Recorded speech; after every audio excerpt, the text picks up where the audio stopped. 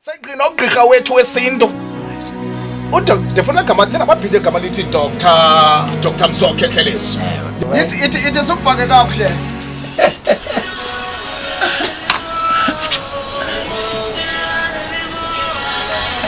Silwa nemimoya. Ayintoni imoya? Right. Sizawenza umphulaphula ekhaya ayiqonde kuqala kuba umoya intoni. Imoya singatsho izinto ezininzi ngemoya.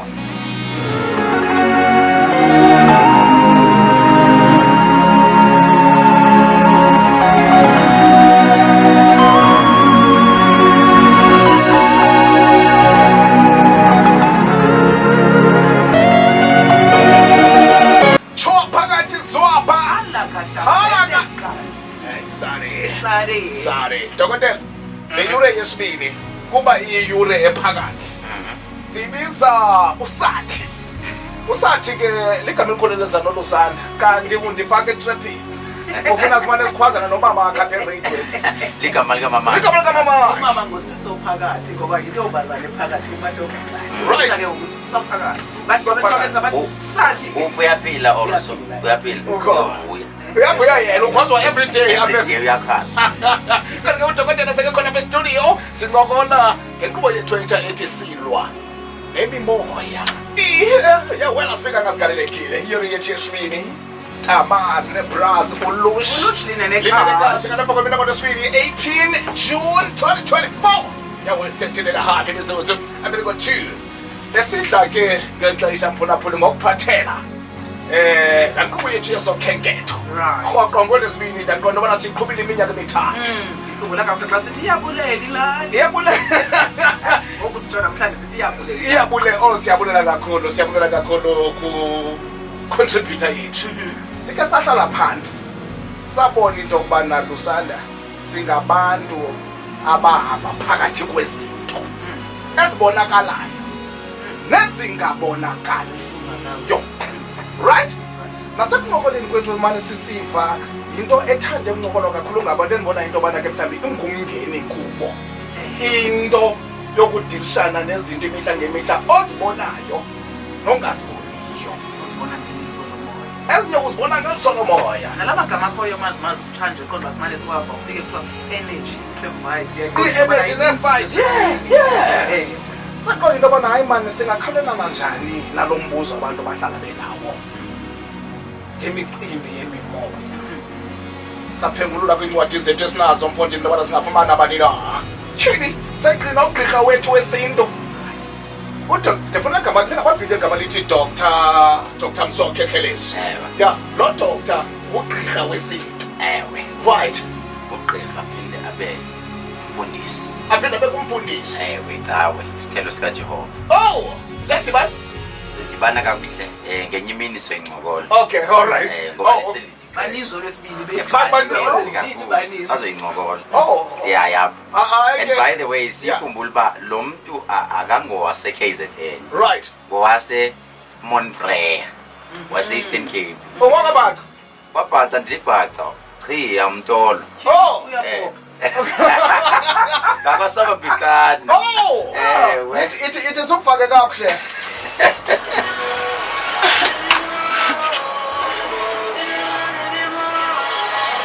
Silwa nemimoya.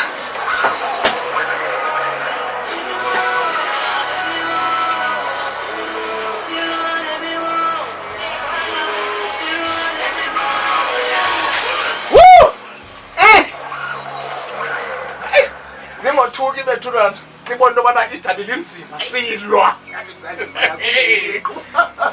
Masikwamkela apha enkqubeni Doc, kunjani namhlanje? Ndumandumani yadumeza izweni isihlahla somdlebe nondela mzimba bejembeje mfazone embandla inhliziyo zamadoda ayibomvu nabasetetene abasenyimba nemkhonto okwazi igazi ndaba yikhama dictionary ndaba yididi umndeni. Ulisa. Okay. Futhi amazi nabaphulephule bonke. Bonsusisana. Yo linenekazi lihlanga akasemhlemani. Ulise ngulusanda mbani. Molo siswami umhlemani ndihleli neflower aphetha kwami. Awuzalanga lonto. Montfrere. Okay. Lo.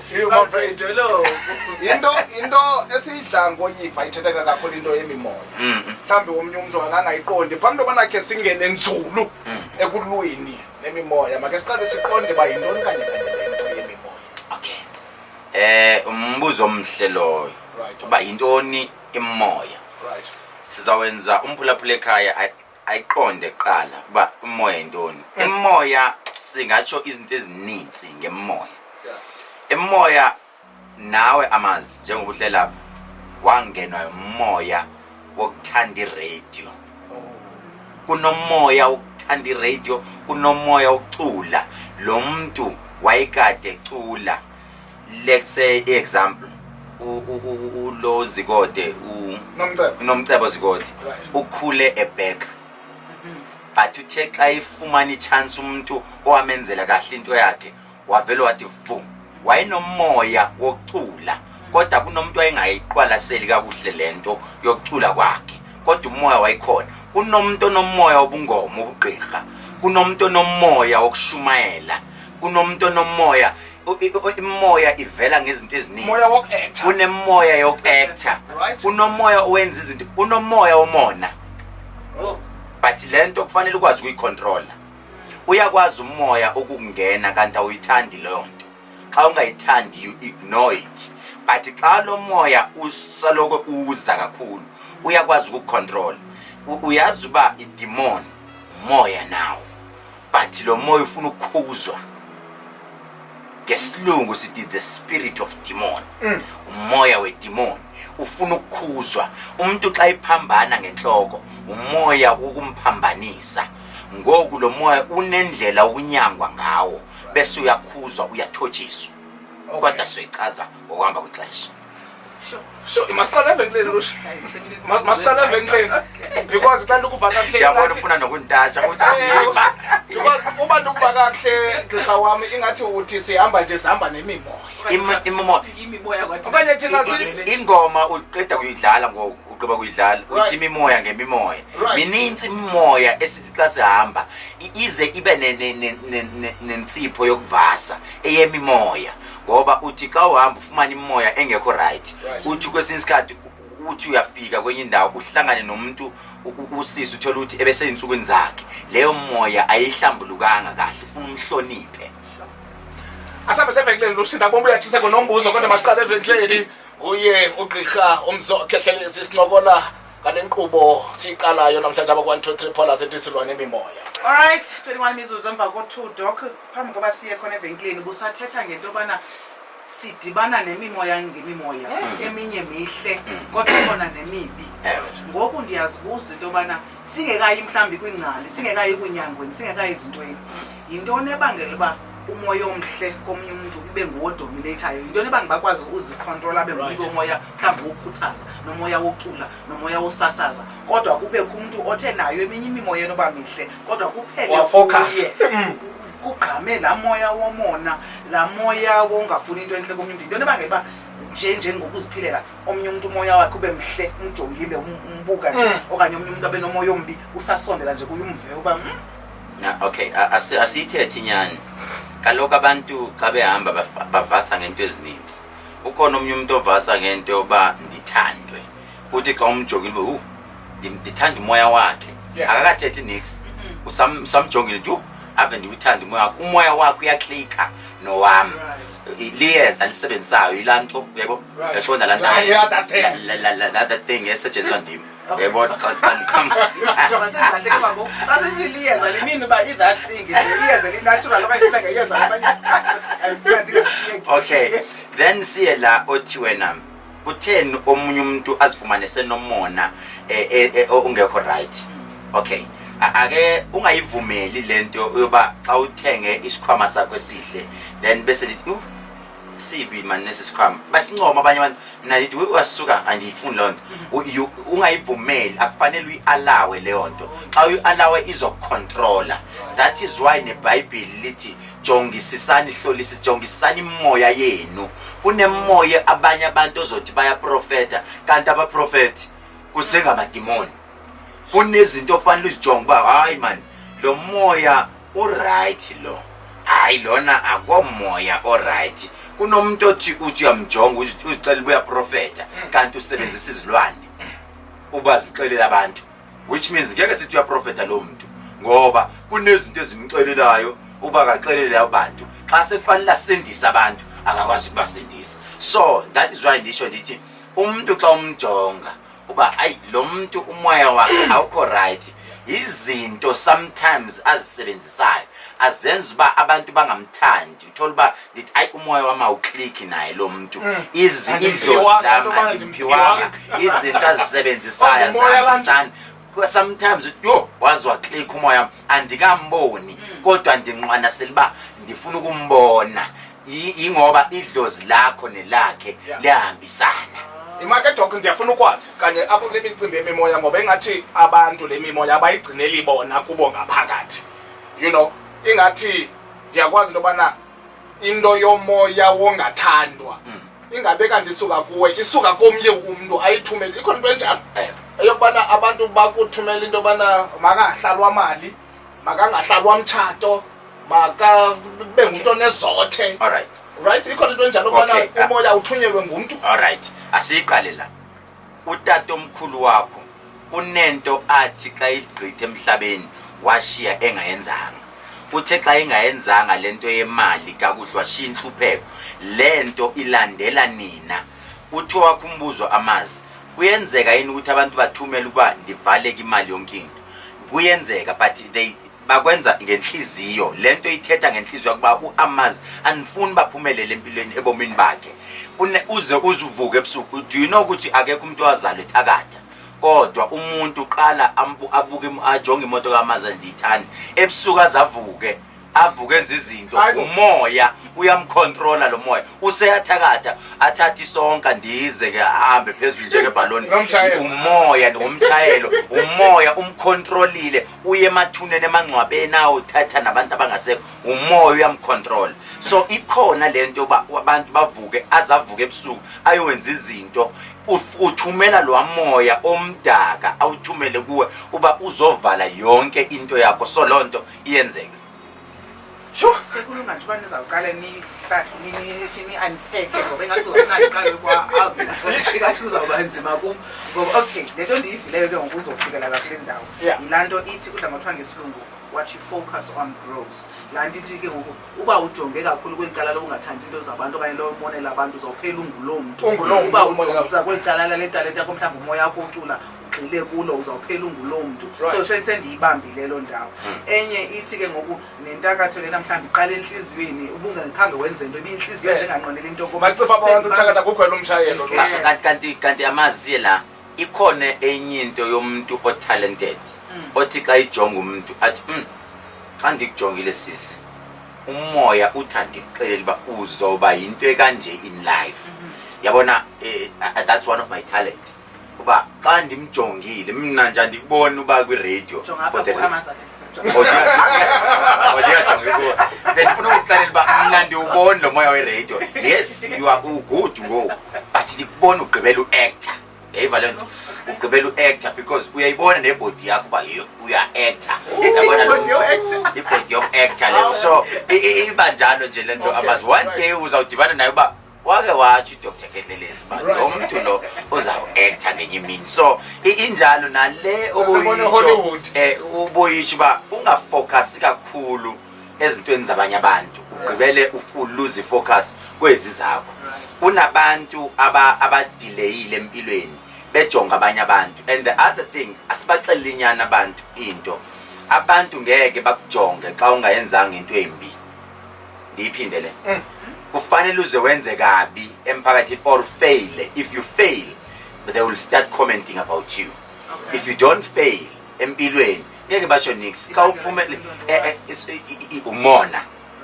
umona abantu bawuhlala benawo ngisho endaweni la uhlala khona. And the other thing fanele uyazi ba xa uqala ibhizinisi abantu abayokusupporta kubona abantu bala endaweni uyosupporta abantu abasuka kude le social media. Exactly, because bohlala nabathi ayisuka siyamazi ukhulele phambi kwethu lo awusuka. So banala moya uyayiva leyo nto. Kunabantu abazalwe nomoya ukuthi babe rich noma baphumelele ezintweni zabo.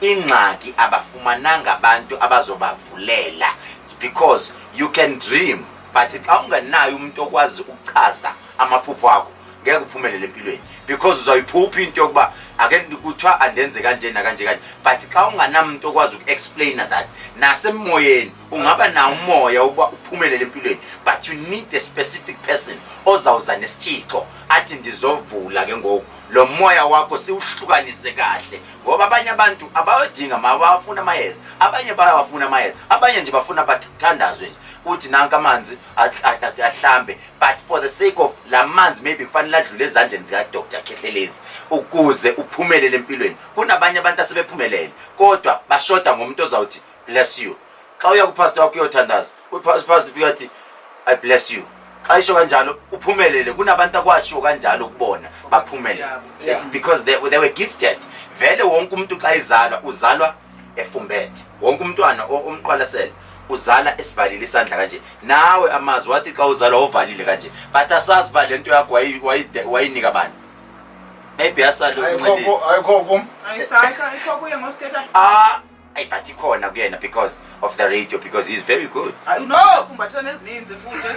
is very good you can even hear the voice ndiyafuna Doc Sizwe nayo kakuhle lento yemimoya ngoba nangoba into echaphazela abantu kakhulu mphulaphula uzalifumana ixesha nawe xa siphinde sabuya nayo uDoc kule veki zayo ngolwesibini sincokola ngemimoya andazi sabe sincokola ngantoni apha ekulweni imimoya kule veki zayo mhlawumbe ungasixelela before sehla kodwa Doc angixelele lento yemimoya right uyakwazi ngoba uyathetha ngento ezifumbethweyo nezintontoni uyakwazi into okubana uthi unayo into right but uyibone man ayididubule you know ayidiqhame ayide ithini but into unayo ngenxa mhlawumbi yemimoya yabanye abantu and uba kunjalo uzikhusela njani kule mimoya siphithizela phakathi kwayo Nkosi yami okay nansi into abantu ebalekile maybe this is the last one endicho yeah ibalulekile le yokuthi xa uzoya kumuntu njengo Dr. Khehlelezi uyojonga izinto zakho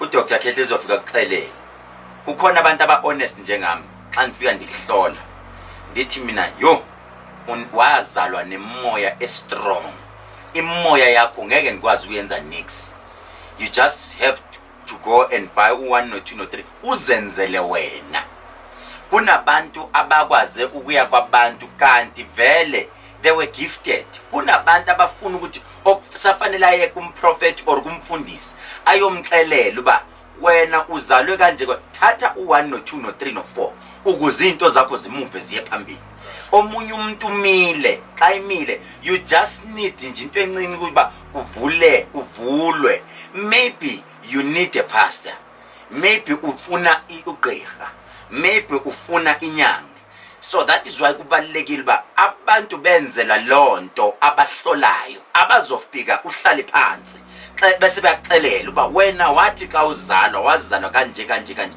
imistake eyenzeka kwakufanele ukuthi mawuzalwa maybe imbeleko yakho yenziwe or kuthathwa amayeza kanje kuhlanjwe kanje ngoba kunento kumama akhe engayenzekanga kahle so siyabafuna abantu abanjalo abazohlola umuntu ahlole ngempilo yazi amazi mina kunabantu abake bafika I think sebaka u3 lo muntu mayifika ehlola kumina angimenzele into eyiningi ngimthatha sometimes ngimse olwandle ayohlamba nifike ndimhlambe abuya athi hayibo izinto zami zavuleka from lapho abanye baze bathi athi yaze ekhaya bathi nithwele kodwa ngithwala ngwanhlamba nje olwandle zavuleka into zami okay yazi ngenixesha ngoba ke nyanxa sithetha ngento zemimoya sithetha ngento zoba ukukholelwa okanye inkolelo okanye inkolo okanye lonto ufuna uyibiza yes kodwa into yokuqala endirhala uyanza nje yokuqala ke because ingqondo yami isahleli apha ifuna ugqitha xa sisithi Dr.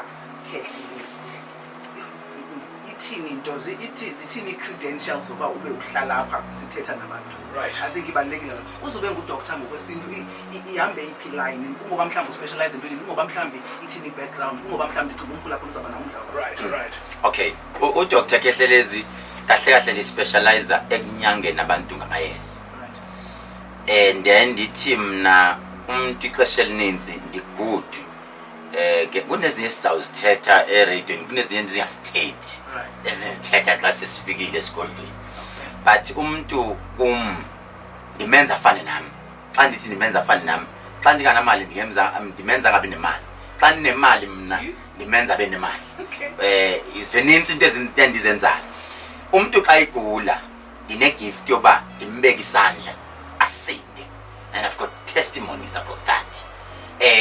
Ndikwenzile kakhulu social media bayazi abantu kakhulu ba xa ufika nithandazile uyasinda, dakho blue umuntu kumele asinde. So nayo le moya ngikwazi ukuthethisa imoya engafuna ukuthetha, ndiyithethise ndiyibuze uba iphumaphi, ithunywe ngubani. Uke wathi amazi iyakwazi yini ukuthunyelwa imoya kuwe, iyathunyelwa imoya, ndikwazi ukuyithethisa ndiyibuze uba uphumaphi, hamba ngoku, go back apho uphuma khona, ihambe, yes, back to sender, ihambe. Ingxaki isilungu andithandazi kodwa ufire alright, fire back to sender, sisho kanjalo, ihambe. So lapha ku social media zezipike sihlaba ukuzwa usukulandela. Okay, Instagram. Okay. It's Dr. Kethlelezi. Okay. That's my Instagram. Uzayibona I think in 122,000. Then ku Facebook, abantu bayiqwalasele le Facebook, please. Andifuni ukuva abantu amazi babuye ba complain kwi show. Athi umuntu uKethlelezi uthe andifaka imali ndayifaka akasafoni. Andifakisani imali mna. Please, andifakisani imali ku Facebook eyami original. Inabantu abawu 865,000 followers. Cause post.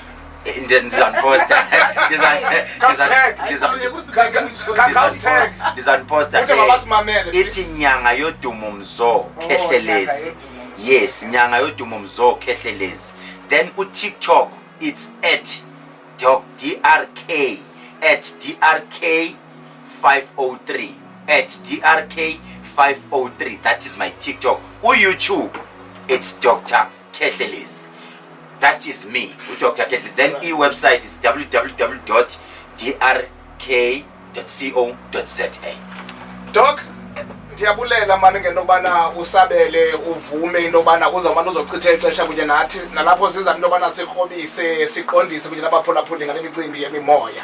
Kodwa ke ungakukhobisa inobana kule vekzayo sizabe sibamba phi lento yokulwa imimoya, sizabe sincokola ngantoni? Amazi but next week khake sijonge lena maniba ndizalwe ekhaya elingathi liya afforda. Be right ekhaya. Besi right. Yeah. Bekunebhokhwe, kunegusha, kunamahashi, yonke into ivenkili khona, umama enevan, utata enevan, netractor. Ingxaki mna ndazi kwenzakalani. Izinto zami zivele zajika ngoku ndihlala emkhukhwini. Enikhaya niphuma kulo lingcono. Or ndiyasebenza position emsebenzini. Yonke into right. Ingxaki xa sekufanele ndenze izinto azenzeki. Abantu xa benijongile babona ngathi ndinemali but azenzeki. Ndifuna sijongele uba yintoni edale lonto and isolution ithini, sizawuphuma nayo kwi solution. And sifuna umuntu asende uzobanika ama details onembuzo asende sizoyiphendula yonke lembuzo ngoba kunomuntu oqhuba itaxi ngoku una 15 years eqhuba itaxi, qhuba iAvanza, qhuba iphela, qhuba yonke into ugood. Ingxaki yene yakhe imoto akakwazi ukuzithengela yene yakhe, uyayibeka imali, ufuna ukuzeka akakwazi ukuzeka. Ngoku sifuna ukuphendula zonke ezo zinto uba yintoni edala lonto. Uyakwazi uba zinto zabantu mhlambi ezo. Let's not go into Okay. Xa sisithi silwane imimoya ke nibathetha ngomoya wenhlupheko xa sisitsho. Umoya wentsokolo ke ngolosithetha ngayo. Exactly, umoya wenhlupheko nomoya wentsokolo, the spirit of delay. Intoni edelay izinto zami uba zifika phakathi. Ayazi nalonto ubona uba insebenzo andibo andisebenzi but insebenzo yo lonto. And then next week bese sijonga leba yo andiseli utata umfundisi ndisifumana sinisela ngendlela onotshwala bulapha. Ewe. Hayi ibambe lo. Ibambe.